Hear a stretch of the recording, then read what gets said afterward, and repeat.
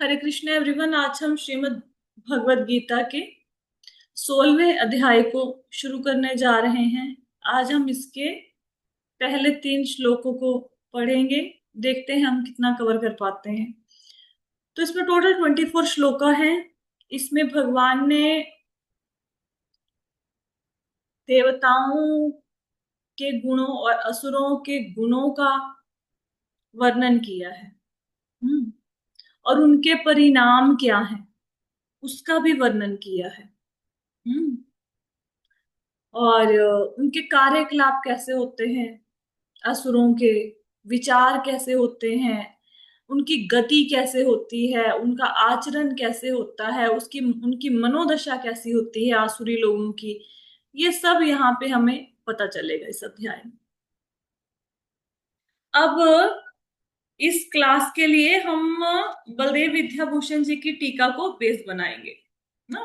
उनकी कमेंट्री से पढ़ के, और प्रभुपाद जी की कमेंट्री बेस्ट कमेंट्रीज हैं ये दोनों। उसके बेस पे हम इन श्लोकों को समझने का प्रयास करेंगे। अब 15th चैप्टर में भगवान ने बताया कि अश्वत्थ वृक्ष है। अश्वत्थ वृक्ष क्या है? भौतिक जगत रूपी वृक्ष है। उसमें बताया था कि इसकी जड़ें ऊपर की ओर हैं। आपको याद होगा, अभी अभी चैप्टर पढ़ा है।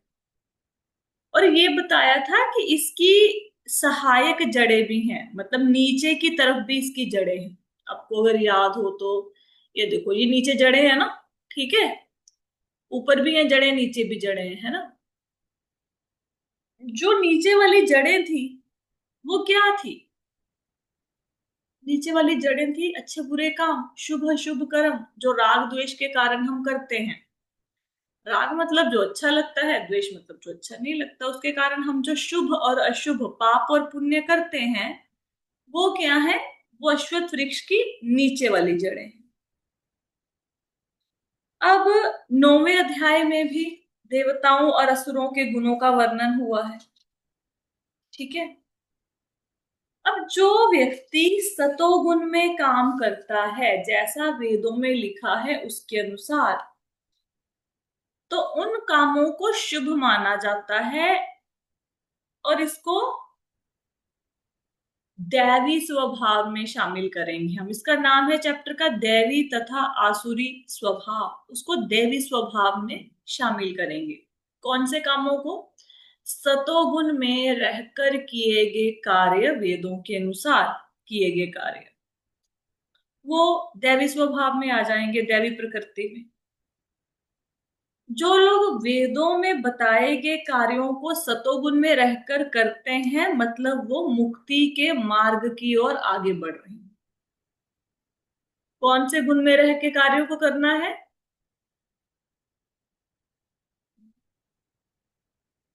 क्या बोला मैंने अभी? कौन से गुण में रह के काम करना है, बताओ। सत्वगुण। सतोगुण में। कौन से काम करने हैं? जो वेदों में लिखे हैं। ठीक है, क्लियर हुआ? दैवी प्रकृति का मतलब क्या है? सतोगुण में रहकर वेदों में बताए हुए कार्यों को करना। हम्म। फिर क्या मिलेगा उससे? मुक्ति मिलेगी। अब जो व्यक्ति रजो और तमोगुण में रहकर कार्य करेंगे, वेदों के विपरीत काम करेंगे, उनकी मुक्ति के कोई चांस नहीं है। वो इसी जगत में रहेंगे। हम्म। और कभी कभी वो मनुष्य की योनि में भी नहीं रहेंगे।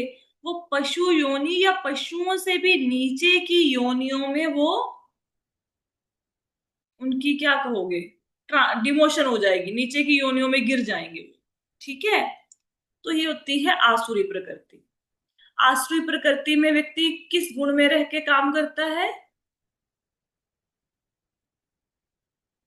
क्या बोला मैंने अभी? तमोगुण में करते हैं आखिरी प्रवृत्ति वाले। तमोगुण और रजोगुण में। ठीक है। अच्छा। ठीक है। और उससे क्या होगा? क्या होगा ऐसे काम करने से? उनकी मुक्ति कभी नहीं होएगी, वो इसी संसार में फंसे रहेंगे। फंसे रहेंगे। मनुष्य से भी नीचे जोनियों में वो गिर सकते हैं। क्लियर हुआ? सबसे पहले दैवी और आसुरी स्वभाव, दैवी प्रकृति और आसुरी प्रकृति किसको कहते हैं, इसका पता लग गया। दैवी प्रकृति का मतलब है सतोगुण में रहकर वेदों में बताए हुए शुभ कार्यों को करना, जिससे मुक्ति मिलेगी।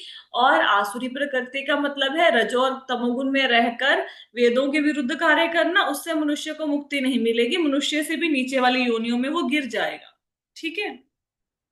अब 16वें अध्याय में भगवान क्या करते हैं, भगवान दैवी प्रकृति को और दैवी प्रकृति के गुणों को और आसुरी प्रकृति को, दैवी मतलब व्हाट, दैवी मतलब देवताओं जैसे गुण, आसुरी मतलब क्या, राक्षसों जैसे गुण। ठीक है। 16वें अध्याय में भगवान दैवी प्रकृति को, उसके गुणों को और आसुरी प्रकृति को और उसके गुणों को वर्णन करेंगे, इन दोनों का। और इन गुणों से जो हमें लाभ होंगे या हानियां होंगी उसका वर्णन भी आएगा। समझ आई? क्या होगा 16वें अध्याय में? 16वें अध्याय में जो दैवी प्रकृति है, दैवी प्रकृति का मतलब क्या हो गया भाई, देवताओं वाले जो स्वभाव है, दैवी नेचर है जो, उसके गुणों का वर्णन करेंगे और उसकी प्रकृति का वर्णन करेंगे। अगर किसी की दैवी प्रकृति है, देवताओं वाली प्रकृति है, तो उसके क्या लाभ हानियां हैं, और अगर राक्षसों वाली प्रवृत्ति प्रकृति है तो उसके क्या लाभ हानियां हैं और उसके क्या गुण हैं, इसका वर्णन करेंगे। समझ आ गया? आगे चले हम लोग, पहले हम श्लोका पढ़ लेते हैं, फिर हम इसका एक एक करके अर्थ पढ़ेंगे। ठीक है। श्लोका है, श्री भगवान उवाच। इसमें ना 3 श्लोक इकट्ठे दिए हुए हैं। मोस्टली कमेंट्रीज में ये तीनों श्लोक इकट्ठे लिखे हुए हैं। ठीक है। बलदेव विद्याभूषण जी की कमेंट्री में भी तीनों श्लोक इकट्ठे हैं। बाकी और भी अगर आप पढ़ेंगे, मुकुंदानंद जी की कमेंट्री पढ़ेंगे, उसमें भी तीनों श्लोक इकट्ठे हैं। प्रभुपाद जी ने भी तीनों श्लोकों को इकट्ठे लिया है। तो हम एक बार श्लोकों को पढ़ लेते हैं, फिर एक एक करके इसको समझेंगे। श्री भगवान उवाच। अभयम सत्व संशुद्धिर ज्ञान योग अवस्थितः अवस्थितिः दानं दमश्च यज्ञश्च स्वाध्यायस्तप आर्जवम् अहिंसा सत्यं क्रोधः त्यागः शान्तिरपैशुनम् दया भूतेष्वलोलुप्त्वं मार्ध्वं ह्रीरचापलम् तेजः क्षमा धृतिः शौचं द्रोहो नातिमानिता भवन्ति सम्पद दैवीम् अभिजातस्य भारत। तो यहाँ पे हम इस अब श्लोक की एक्सप्लेनेशन को स्टार्ट करते हैं। सबसे पहले प्रभुपाद जी बताते हैं अभिजातस्य, बिल्कुल थर्ड श्लोक का जो लास्ट वर्ड है अभिजातस्य भारत, तो वहां से प्रभुपाद जी तात्पर्य को बताना शुरू करते हैं। अभिजातस्य का मतलब क्या है, उत्पन्न होना। तो उत्पन्न होने का मतलब क्या है कि बालक का जन्म हुआ। अब बालक का जन्म जब होता है, अगर कोई माता पिता चाहते हैं कि मेरे बच्चे में दैवी स्वभाव आए, देवताओं वाली क्वालिटीज आए, तो क्या करना चाहिए, तो उनको गर्भाधान संस्कार करवाना चाहिए बच्चे के जन्म से पहले। और उन्हें जो एक दूसरे के साथ हस्बैंड वाइफ को मिलना चाहिए, वो सिर्फ संतान उत्पत्ति की इच्छा से ही मिलना चाहिए, सिर्फ सेक्सुअल प्लेजर के लिए नहीं मिलना है। मतलब कृष्ण कहते हैं कि काम बुरा नहीं है, लेकिन काम का उद्देश्य संतान की उत्पत्ति होनी चाहिए। और कैसी संतान, जो भगवान की भक्त हो। इसके लिए क्या करना चाहिए, गर्भाधान संस्कार करना चाहिए। ठीक है। माता पिता को कृष्णा कॉन्शियसनेस में होना चाहिए। ठीक है। फिर क्या होगा, फिर बच्चों में भी ये गुण आएंगे, बच्चों में ये गुण आएंगे तो वो देवी प्रकृति का हो जाएगा। ठीक है। तो अभिजातस्य का मतलब क्या है? अभिजातस्य का मतलब है कि ऐसी संतान की उत्पत्ति जिसमें देवताओं के गुण हों, दिव्य गुणों से युक्त संतान की उत्पत्ति। अब वो मौका तो ऑलमोस्ट ऑलमोस्ट सबके जीवन से निकल चुका है। सबके ऑलरेडी बालक हैं, बच्चे हैं, और वो भी अभी बड़े हो चुके हैं। अब हम सोचते हैं कि हमारे बच्चे भक्ति करें, है ना। फिर वो भक्ति नहीं करते, फिर हम बहुत परेशान हो जाते हैं कि हमारे बच्चे भक्ति नहीं करते, कैसे उनको भक्त बनाए। अब ये उनके होने से पहले सोचना था। उस समय नॉलेज नहीं थी, है ना। नॉलेज होती फिर कुछ ना कुछ करते। कितने ऐसे लोग हैं जो लेक्चर सुन रहे हैं, जिन्होंने प्रेगनेंसी के दौरान गीता भागवत पढ़ी, रामायण पढ़ी। लोग इन चीजों के महत्व को जानते नहीं हैं। कितने लोगों ने गर्भाधान संस्कार करवाया, किसी ने नहीं करवाया होगा, है ना। क्यों? क्योंकि पता ही नहीं है, डोंट नो। उसका नतीजा क्या है? ये जो जितने न्यूरो डिसऑर्डर की प्रॉब्लम चल रही है, जितने ये बच्चे लर्निंग डिसेबिलिटी के पैदा हो रहे हैं, जितने ये बच्चे बुरी आदतें हैं बड़े होके बच्चों की, उनमें वो संस्कार नहीं आ रहे जो हम चाहते हैं, ये प्रॉब्लम तो हमसे ही शुरू हुई ना। प्रॉब्लम तो बालक के जन्म से शुरू हुई। अगर हमने बच्चे के जन्म के समय कुछ ढंग के काम करे होते, तो फिर बच्चे भी बढ़िया होते, फिर भगवान के भक्त जन्म लेते। अब हम लोगों ने बच्चों के जन्म के समय क्या खाया? कुरकुरे, चिप्स, इमलियां, ऐसी चीजें तो खा के बच्चे पैदा किए। अब जब बच्चे चिप्स कुरकुरे खा रहे हैं तो हमें बड़ी प्रॉब्लम हो रही है। अब जो खा के बच्चा पैदा किया वही बच्चा खाएगा ना। खुद ने कभी बुक उठाई नहीं है बच्चा होने के समय पे, अब हम कहते हैं हमारे बच्चे बुक्स नहीं उठाते। तो ये संस्कार कहाँ से आई? ये गर्भ से आए ना संस्कार। प्रहलाद महाराज जब होने वाले थे तो उनकी जो माता थी कयादू, उनको देवता ले गए। वो कहते इनके पेट में तो राक्षस हिरण्यकश्यप का बच्चा है, पक्का राक्षस पैदा होगा, इनको मारो, खत्म कर दो। नारद मुनि आए, कहते नहीं नहीं, इनके पेट में तो जो बच्चा है वो तो भगवान का बहुत बढ़िया भक्त है, उसको ले गए अपने साथ। अब उसको शास्त्र सुनाए तो देखो प्रहलाद महाराज कैसे हुए। अब ध्रुव महाराज हुए। ध्रुव महाराज को जंगल का रास्ता सबसे पहले किसने दिखाया? उनकी माता ने, सुनीति ने दिखाया। ठीक है, कितनी बड़ी बात है 5 साल के बच्चे को परमिशन दे देना कि भी जाओ जंगल में जाओ। हम्म बड़ी बात है ना। तो कितने बढ़िया संस्कार दिए उनको। हमने कैसे संस्कार दिए? क्योंकि हमें खुद नहीं पता था, इसलिए हम बच्चे में संस्कार नहीं डाल पाए। हाँ। तो अभिजातस्य शब्द महत्वपूर्ण है, इसलिए प्रभुपाद जी यहाँ से श्लोक की व्याख्या करना शुरू करते हैं। इसका मतलब है कि अगर माता पिता चाहते हैं कि उनके बच्चे देवताओं जैसे गुणों वाले हों, तो उसके लिए क्या करना है? उसके लिए लोगों को पहले खुद कृष्ण भावना भावित होना है, गर्भाधान संस्कार करवाना है। ऐसे कुत्ते बिल्लियों जैसे भोग में नहीं लगे रहना, फिर दैवी प्रकृति वाले बच्चे नहीं होंगे। ठीक है। अब आगे, ये जो श्लोक है, इस श्लोक में अलग अलग वर्णों और अलग अलग आश्रमों के लोगों को क्या करना चाहिए, उनकी क्या ड्यूटीज हैं, इसके बारे में बताया गया है। वर्ण क्या है? ब्राह्मण, क्षत्रिय, वैश्य, शूद्र, ये वर्ण हो गए। वर्णाश्रम क्या है? ब्रह्मचर्य, गृहस्थ, वानप्रस्थ और सन्यास। अब किस व्यक्ति का क्या कर्तव्य है, किसको क्या करना चाहिए, वो भगवान इसमें बताते हैं।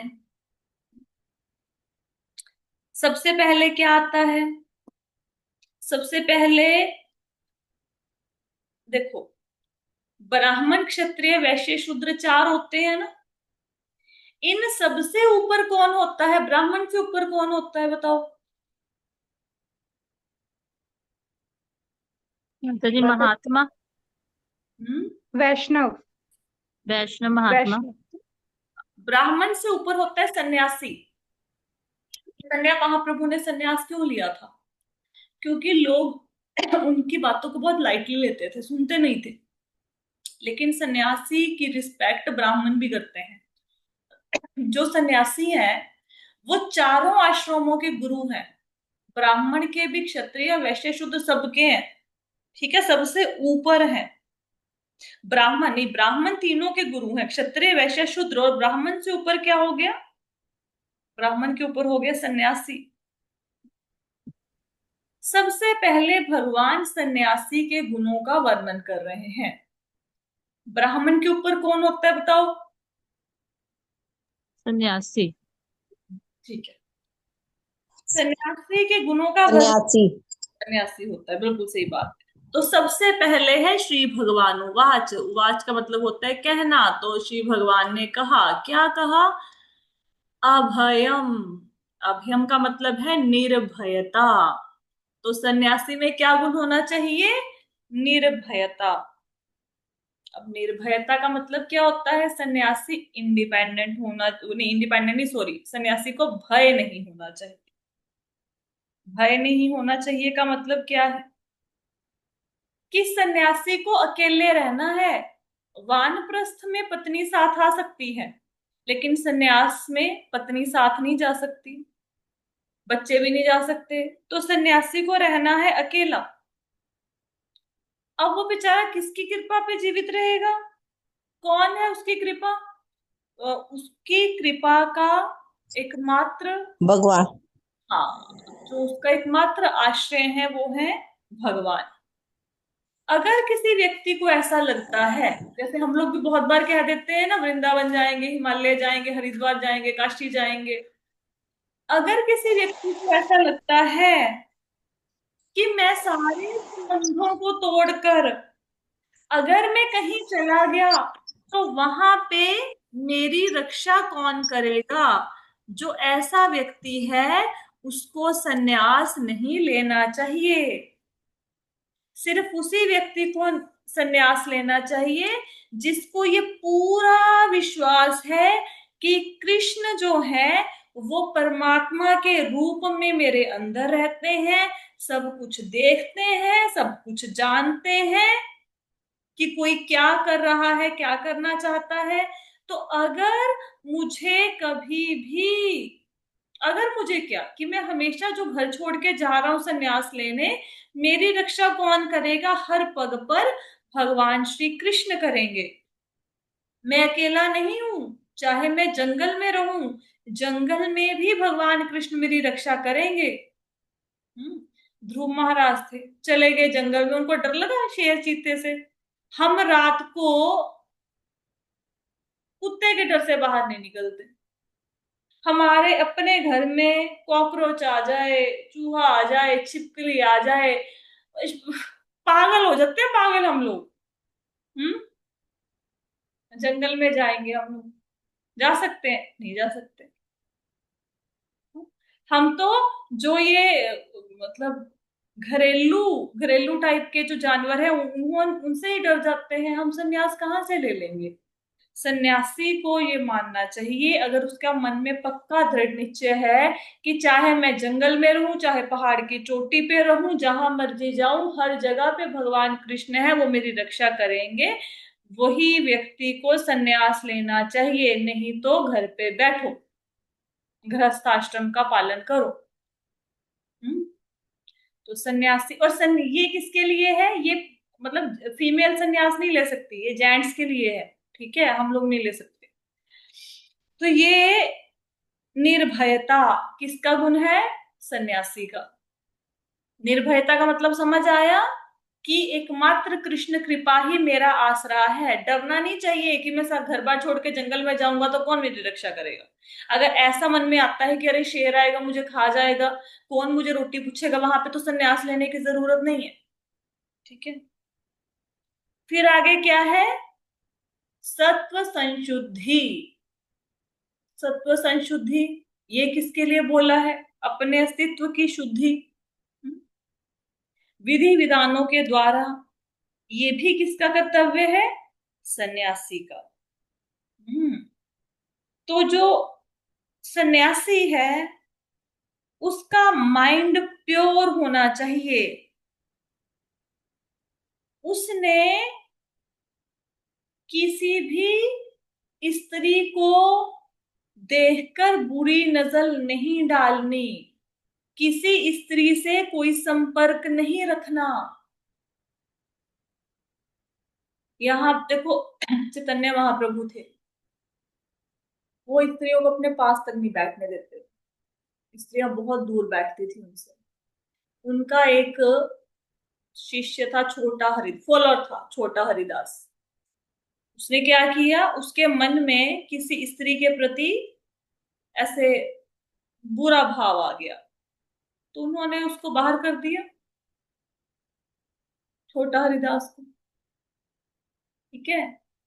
तो सन्यासी का माइंड प्योर होना चाहिए। एक्चुअल में ये कहा जाता है, ये सन्यासी के लिए नहीं, इवन गृहस्थियों को भी ऐसे कहा जाता है कि जो पुरुष है उसको अपनी माँ से, अपनी बहन से, अपनी बेटी से भी अकेले में बात नहीं करनी चाहिए, क्योंकि इंद्रियां बहुत ज्यादा प्रबल हैं। तो सत्व संशुद्धि का मतलब क्या है?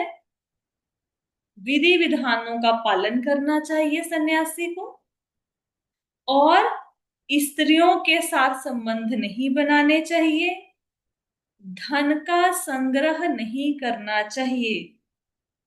हम्म और चैतन्य महाप्रभु क्या कहते हैं कि जो सन्यासी या अन्य कोई व्यक्ति प्रकृति के चंगुल से छूटने का इच्छुक है और अपने को आध्यात्मिक प्रकृति तक ऊपर उठाना चाहता है तथा भगवान के पास वापस जाना चाहता है, वह यदि भौतिक संपत्ति या स्त्री की और इंद्रिय तृप्ति के लिए देखता है, भले ही वह उनका भोग ना करे, केवल उनकी और इच्छा दृष्टि से देखे, तो भी वह इतना ग्रहित है, इसके लिए श्रेयस्कर होगा कि वह ऐसी अवैध इच्छाएं करने से पूर्व आत्महत्या कर ले। कहते अगर कोई व्यक्ति सन्यासी है, ऐसा नहीं कि उसने किसी स्त्री के साथ भोग किया ना, उसके मन में इच्छा भी आई तो भी उसे आत्महत्या कर लेनी चाहिए भाई।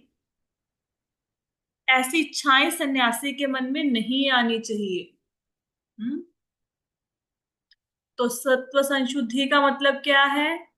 विधि विधानों का पालन, धन का संग्रह नहीं करना, स्त्रियों से दूरी बना के रखनी है। किन्होंने किन्होंने करने हैं ये सारे काम? Yes. सन्यासी ने। ठीक है। अब क्या है? अब है ज्ञान योग। ये लिखा है ना ज्ञान योगम, ये ज्ञान योग। ज्ञान योग का मतलब क्या है? ज्ञान के अनुशीलन में लगा रहना। अब कई बार मोस्टली ये पूछा जाता है कि हम ये सब कुछ पढ़ क्यों रहे हैं, मेरी जिंदगी में क्या फर्क पड़ जाएगा अगर मुझे क्षीरोदक्षय विष्णु गर्भोदक्षय विष्णु के बारे में नहीं पता, क्या फर्क पड़ जाएगा मेरे जीवन में? देखो, पता है, अगर आपसे कोई ये प्रश्न पूछे, आपको पर्टिकुलर किसी, आप कहीं से भी जुड़े हुए हैं किसी भी जगह से, आपको वहां पे 15-20 साल हो गए, और आपको ये बच्चों वाला क्वेश्चन पूछा जाए और हम कहें हमें तो आता नहीं, तो फिर वो बोलेंगे ना कि भाई इतनी देर में सीखा क्या? इस्कॉन से जुड़ना मतलब गीता भागवत आपके रगों में दौड़नी चाहिए, सांस सांस में गीता भागवत चलनी चाहिए, मरते दम तक गीता भागवत चलनी चाहिए। और मैंने एक मैसेज भेजा था, पता नहीं किसी ने पढ़ा ही नहीं, इसमें नहीं, मैंने टेम्पल सेवा वाले ग्रुप में भेजा था। उसमें पढ़ा है मत है इस्कॉन वाला। इस्कॉन वाला क्या मैसेज आया था? कहते दीक्षा से हमें कृष्ण का आश्रय नहीं मिलेगा, गुरु के निर्देशों का पालन करने और श्रील प्रभुपाद की पुस्तकों को पढ़ने की आवश्यकता है। अगर प्रभुपाद जी की पुस्तकों को नहीं पढ़ेंगे तो कुछ नहीं होने वाला। ठीक है। अगर कोई व्यक्ति बोले मैंने दीक्षा ले ली, अब दीक्षा लेने से मेरा काम खत्म, सब कुछ हो जाएगा, ऐसा कुछ नहीं होने वाला। धाम में पहुंच जाएंगे। प्रभुपाद जी की बुक्स को पढ़ना पड़ेगा, जब तक बुक्स को नहीं पढ़ोगे तब तक कोई प्रगति नहीं होने वाली। तो ज्ञान में अनुशीलन का मतलब है कि सन्यासी को द्वार द्वार जाकर भिक्षा मांगनी है।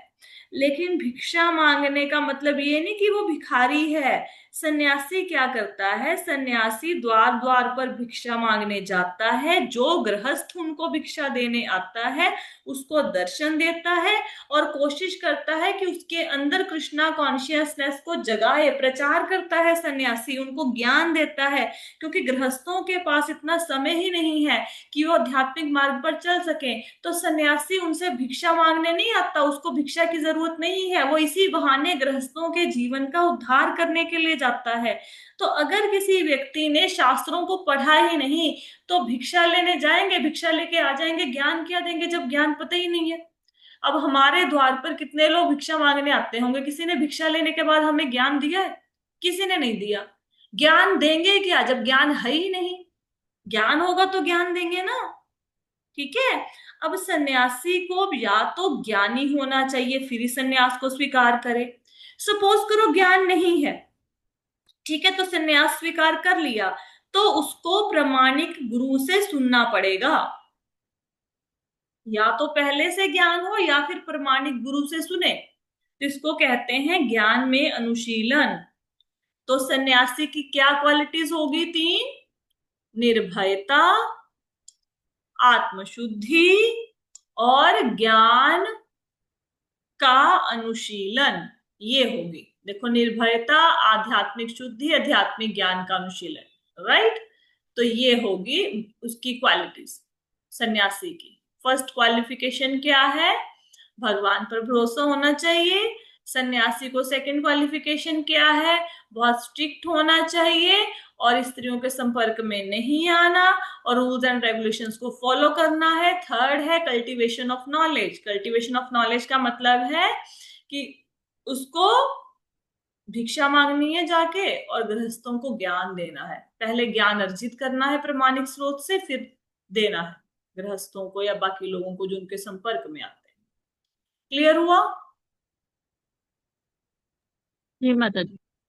अब हमें आज हमने क्या किया?